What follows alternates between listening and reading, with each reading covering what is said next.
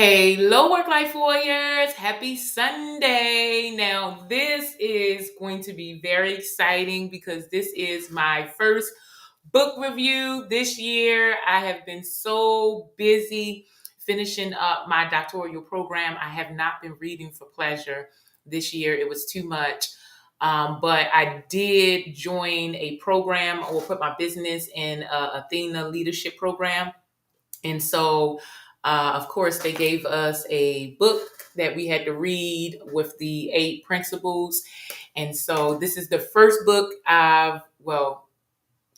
first book that I read that's unrelated to my profession or schoolwork.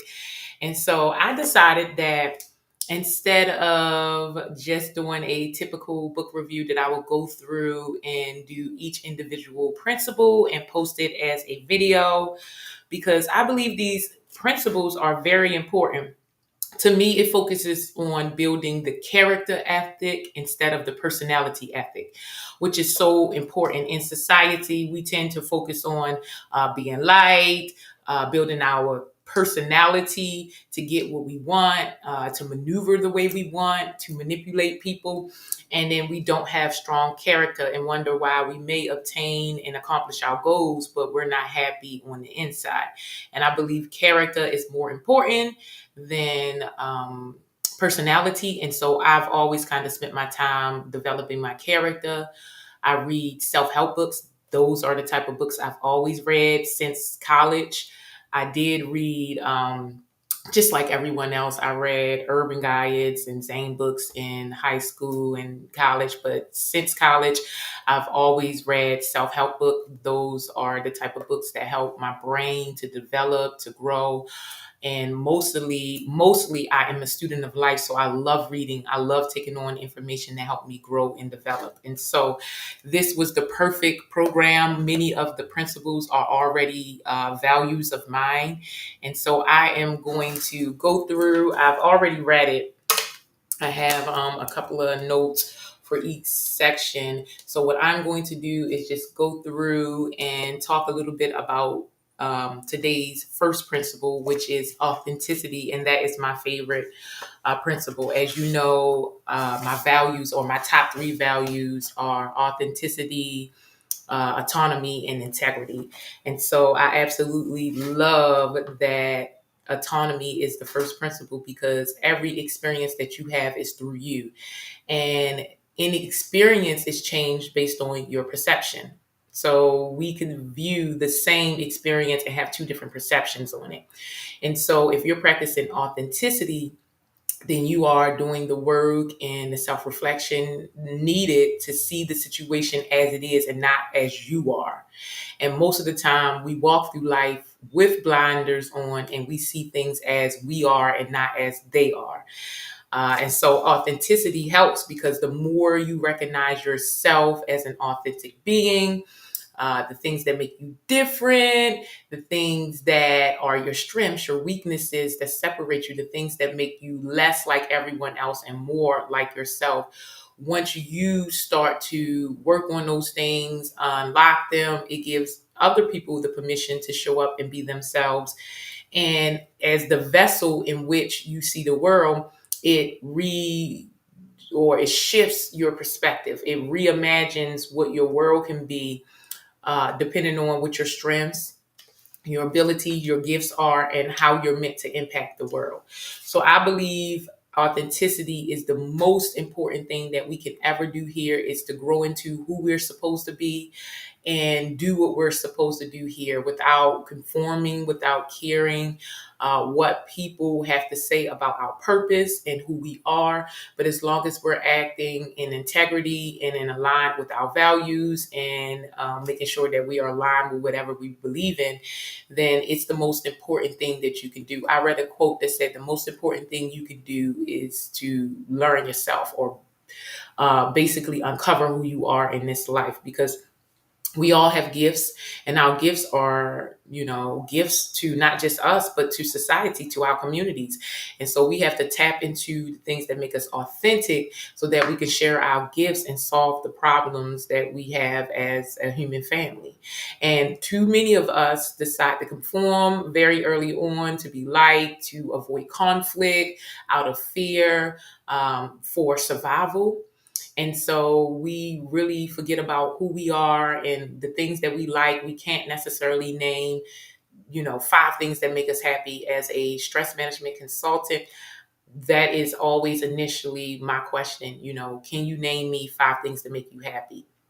And most people can't do it. If you ask, can you name me what your top strengths are? What are your top weaknesses? What makes you happy? What makes you sad? What inspires you? What sparks curiosity?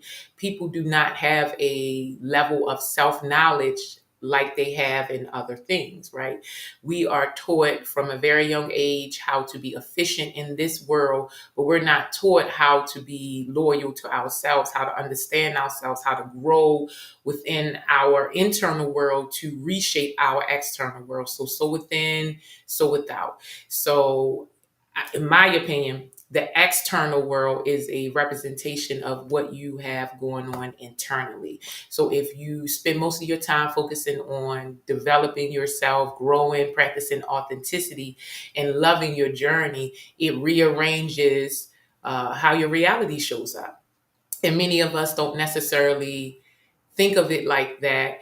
We all go through life and we experience certain things, but we don't think that life is calling us to walk into our most authentic version of ourselves, to not people please, to not do what is politically correct, but to do what's in your best interest and do what you're called to do.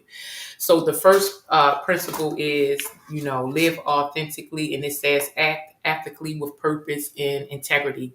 Nurture inner clarity centered on core values. Maintain a solid sense of self-worth in which ego takes a back seat. And above all, to thou own self be true. Leaders know their value and stay true to them. And this is absolutely true in the context of many different experiences in our life. So even I think about going to school or just being in school, and what the people around you think about you or think that you're capable of will be what you reach for, right? So whether you think you can or you think you can't, both are correct. So if I have low expectations for you as a teacher, then the student shows up to meet the low expectations. Same thing with high expectation. And this is in any context. So this could also be in your home life. It could be in your friendships. It could be in your work life. Um, Expectations really matter, and what people think of you really give you the opportunity to expand your abilities, your skill sets. And sometimes they may not think that you're valuable or worthy of having, high standards. And so you have to know that just because people are unable to see your worth or your value does not mean that you are not valuable, that you are not worthy. That is actually false and incorrect. You have to realize that your value or your worth comes from internal, and that regardless of what the external is reflecting, it is a lie that you have not yet reconciled internally. So when it says maintain a solid sense of self, we know in this world there are always constant influences telling us that we should be better, look better, do this, be more, show up harder, work harder, faster, stronger. And there isn't really guidance on how do I do those things, and most importantly, do those things feel good to me? Is it in my best interest? Is this aligned, or what the expectations of the world have for me, is it aligned with the values that I have for myself? Right. That's more important, because many times people may not know what your abilities and your skills are, what you're capable of. They don't know you.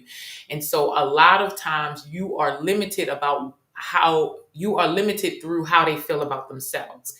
So if I'm a leader and I don't think highly about myself, but I have a team, then I am kind of making it hard for my employees to grow because I don't think that they're capable of growing, or I don't think I'm capable of growing, so I don't prioritize it, right? I don't value my character. I don't very value me growing, me living an authentic experience. I value just getting the work done. I value, you being obedient. And then so I show up in the capacity that doesn't allow you to be your best self. And a lot of times when we're dealing with people, our own trauma, our own experiences may hinder us from stepping into our authentic self. And that's what these experiences are trying to do. They're trying to awaken you. They're trying to get you to step into your most authentic and powerful version of yourself. And as a leader, if you're not learning, you're not practicing authenticity, that means you're hindering the people around you from them growing and developing and them walking into who they really are. And so we want to make sure that we're recognizing our own value, our own self-worth. We're living with integrity. We're practicing walking with purpose and spiritual alignment, and that we act ethically, because ultimately we're the person who have to live with ourselves. Like, you have to live with yourself. And so your opinion matters more than anyone else, because you're the person who view your thoughts, you're the person who make the actions, you're the person who walk through life and will be accountable and responsible for how you show up. So conforming doesn't necessarily work for the leader who expects conformity, and it definitely doesn't work for the people around who are conforming. I believe that some of your um, best like answers or problem solving solutions, or just suggestions, feedback, comes from the people on the front line warriors. And so it is very important that you are valuing, that what they call it, tacit knowledge, because it's invaluable. It's something that can't be replaced. The lens in which you see the world is so unique, and so the more you develop your authenticity, the more you see the world differently. And it helps you to accept the differences in other people. You no longer want people to conform around you. You want them to show up as their best self, their most authentic self, because you value your own authenticity and you understand, in uncovering it, the more skills and abilities unlocked. So in you accepting your own authenticity makes it easier for other people to accept theirs. And then it creates just a snowball effect that is so good for the company. It's so good for your life, your community, your family. When you show up to be authentically who you are, no remorse, no regrets, no apologies. You are special. You are unique, and what you came here to do is so very important. And we can get lost in people pleasing and conforming to these environments that we move in, or the policies that we have to adhere to. But the most important, you know, policy or procedure or experience that you have to live with is the experience you have of yourself, the love you have for yourself, the light you have for yourself, how you maneuver in this world, how you connect to other people, how you allow other people to be their best self and show up, or just allow people to be who they are without any judgment, because you accept the good, the bad, and the ugly within yourself. And so I absolutely love the idea of people being more authentic. I've spent my life being authentic, although it definitely comes with consequences. I would not have it any other way. I absolutely love the way that I have developed myself. I think I maneuver through the world. I connect with people. And it's all because that I decided that I was the most important thing that I would ever do in this world, and made myself a priority. So every single day, every opportunity, I'm looking to grow, develop, add more, to be more of myself, to show up in the ways that feel a little bit uncomfortable, because it's not what is acceptable in this society, right? When I think about the universe is always expanding. And so when I think about myself or anything else, it needs to expand as well. And so practicing authenticity is a way to expand yourself, to add more onto what you already have, to uncover what you don't know about yourself. And so I will always continue to move authentic authentically, regardless of the consequences.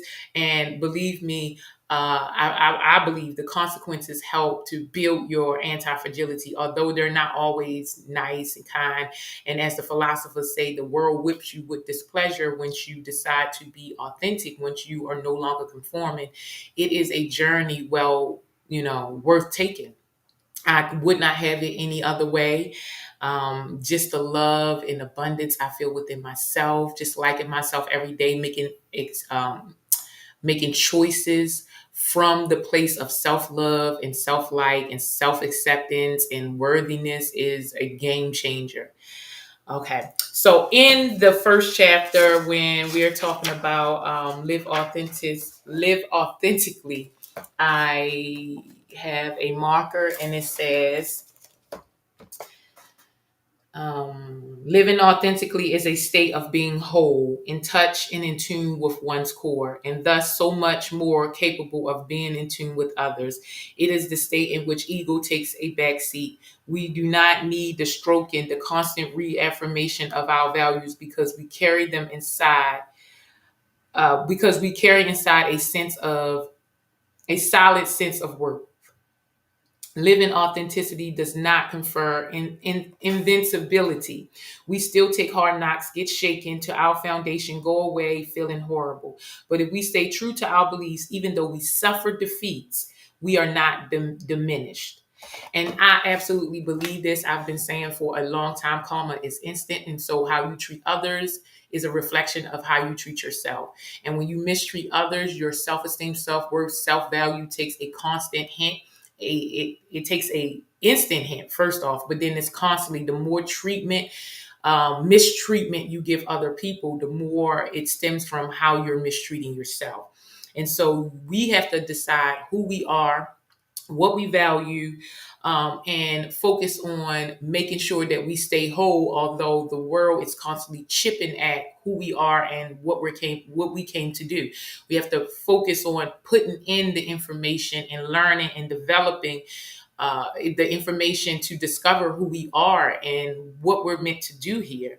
And it's not a sense of, oh, my accomplishments or what I'm here to do is to have influence and power and, change the world in that sense, which it could be those things, but it's more so realizing that the biggest change that you could possibly make is you, right? Change start within. And that if you can align yourself with change, align yourself with growth, expansion, and be willing and open to make mistakes, to figure out who you are, how you handle things, that you strengthen yourself that way. It doesn't diminish you by being human, by figuring out who you are, by figuring out your strengths, your weaknesses, and how you maneuver through the world. It actually fortifies you. It helps you understand who you are, where you end, and where another person begins. I always say you cannot give love to other people if you don't have it. So self-love is the only love. Self-love, or love, is an extension of self-love. You can only love other people in its truest, realest, purest form, where it's not corrupted or tainted, when you love yourself. So the more you love on yourself, the more you accept yourself, accept your shadows, your weaknesses, your flaws, your failures, the more you are willing to accept them in other people. And it doesn't feel like it's you or them, or I have to put on a mask to maneuver to survive, to manipulate you to get you to do what I want to do. It's, I can honor the real you and you can honor the real me, and we can be in the middle and solve a problem. And so I absolutely will always say authenticity is the best weapon you have in this world of people conforming. If you do not want what people have at the end of their life, you cannot do what people are doing walking towards the end of their life. And so you have to do what's best for you, figure out what you're here to do, and make sure you spend every single day living it, being authentic to who you are, and practicing integrity, regardless of what's going on around you. And so I just wanted to take the time and see what you believe. What do you think? Please share your thoughts below. I would love to know, what do you think about authenticity? What do you think about conformity? Do you think it's very important to either conform or be authentic? How are you showing up as authentic in your life? How does it impact your life?